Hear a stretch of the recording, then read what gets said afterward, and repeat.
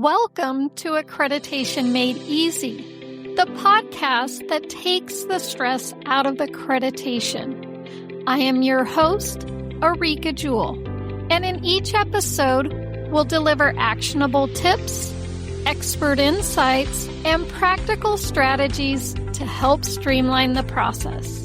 And of course, make your work life a little easier. Now, whether you're tackling policies, preparing for assessments, or just looking for ways to stay ahead, we've got you covered. Let's simplify accreditation, one step at a time.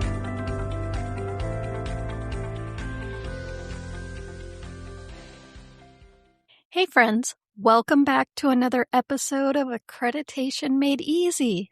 I am your host, Areaka Jewell.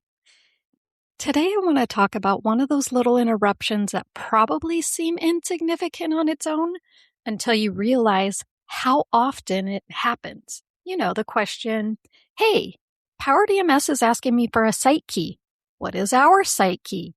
If you're the accreditation manager, you've probably answered that question more times than you can count. So today's episode isn't really about the site key, it's about the bigger picture. It's about creating systems that eliminate repetitive questions like these about the site key. I know, as accreditation managers, we wear a lot of hats, right? You know, we're managing standards, we're reviewing proofs, answering policy questions, preparing for assessments. Maybe we're involved with training new users or helping your command staff. And that's just the accreditation-related stuff. If you also have other responsibilities unrelated to accreditation, well, then, you know, the list never really ends because you're involved in so many things. It's easy to accept these little interruptions as just part of doing your job. But honestly, over the years, I've started looking at these interruptions a little bit differently. Now, when someone asks me a question once, that's just me helping them, right? But when they ask me the same question repeatedly, or I get the same question repeatedly from many different people, that tells me there might be an opportunity to improve the process. And I think the site key is a perfect example of that. Now, for us accreditation managers, the site key really isn't a mystery, right? We know what it is, we know where to find it, and if we need it, we simply hover over our name in the PowerDMS screen, and there it is. But think about the average employee.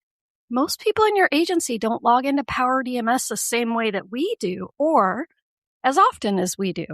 They're used to clicking the shortcut that your agency provides. Maybe it's on their desktop, maybe it's in your intranet, or maybe it's part of your agency portal. The important thing is that most shortcuts already have the site key embedded in it, so your people have probably never even seen a login screen that asks for the site key, right?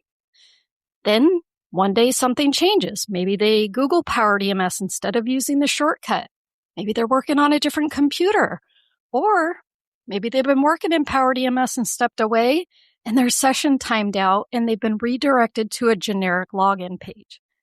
Suddenly, they're staring at a box asking them for a site key. Honestly, why would they need to know what a site key is? From their perspective, it's a completely reasonable question to ask. So they do what most people would do, and they call the accreditation manager.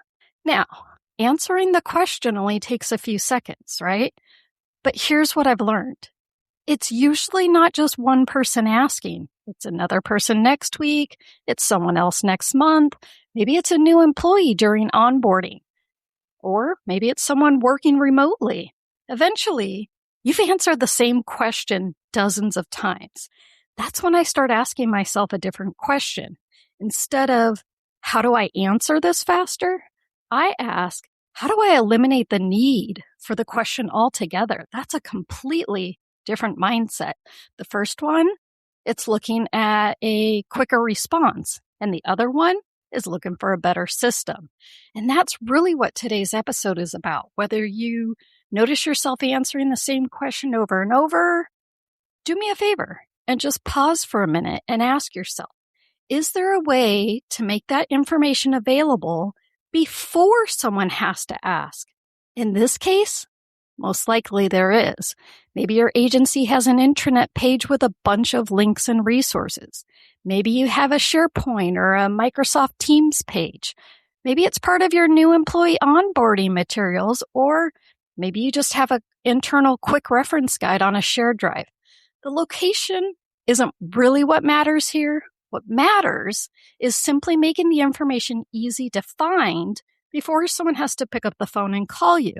Now, here's another thought. I think one of the easiest ways to avoid the site key issue altogether is simply encouraging employees to always use the agency's shortcut or bookmarked link, especially if your link has been around for a while and it already includes the site key built into it. But don't worry, if yours doesn't, just reach out to me and ask. I still know the old way of doing it, and it still works. Trust me. I tested it before this episode just to be sure. Anyways, when employees use the designated shortcut, then they never have to even think about the site key. Sometimes preventing the problem is much easier than trying to solve it. And I think this is one of the biggest lessons in accreditation.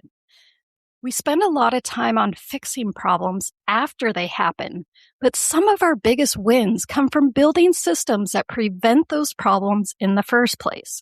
Whether it's our naming conventions, file organization, templates, checklists, or something as simple as making our site key easy to find. The principle there is exactly the same.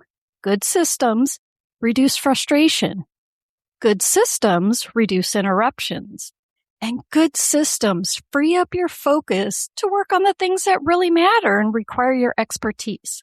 So here's my challenge for you this week.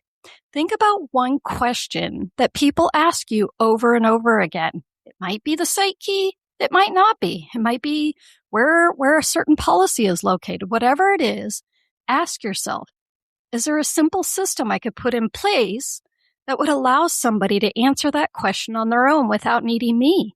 And if the answer is yes, that's probably time well spent. Now, of course, you know me, I'll put together a companion document that shows exactly what the site key is, where to find it, and some ideas for making it more accessible within your agency. And of course, I'll put a link to it in the show notes. Thanks so much for listening to another episode of Accreditation Made Easy.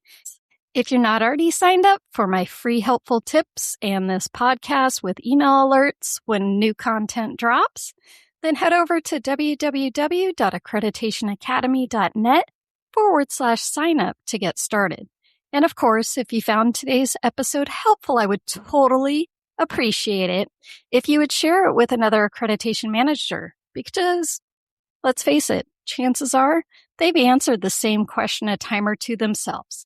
All right, friends, until next time, let's keep making accreditation easy, one step at a time.